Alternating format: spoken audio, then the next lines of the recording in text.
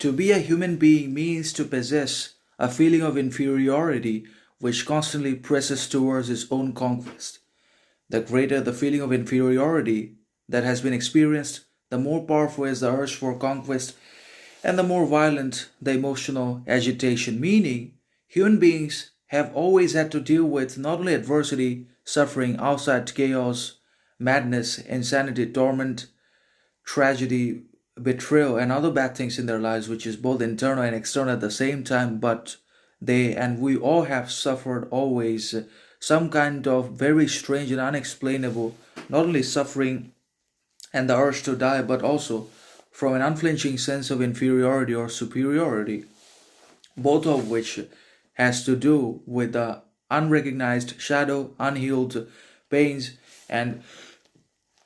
obviously repressed desires, yearnings, and cravings or lusts for relationships, love, possession, wealth, riches, education, knowledge. It could be anything, but whatever was neither granted success nor fulfilled nor achieved nor pursued successfully by ourselves in the world became the shadow or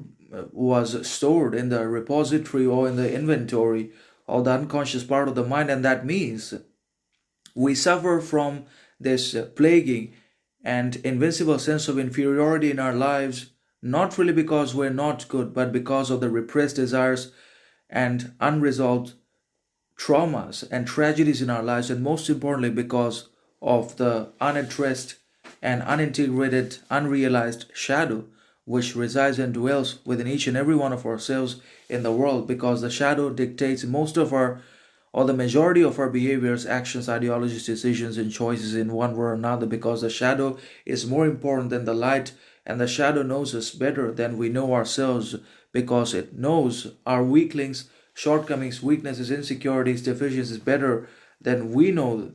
And that means it knows our triggers, our emotional anxieties, psychological sufferings, mental torments, anxieties. It could be anything, but it knows that we demand and desire and search for pleasure, dependency, conformity, dopamine, lust at every step of the way on both social media as well as in external reality. By hitting the gym, we want to be able to showcase our body to the whole world. By social media, by searching posts and scrolling through, we want dopamine, which is the instant and easy escape from life's inherent suffering, purposelessness, struggle, torment, tragedy in one way or another. But the human being always suffers from an unexplainable, unreasonable kind of inferiority, not because it's not good, not because it's inferior, but because this is necessary for growth, trust.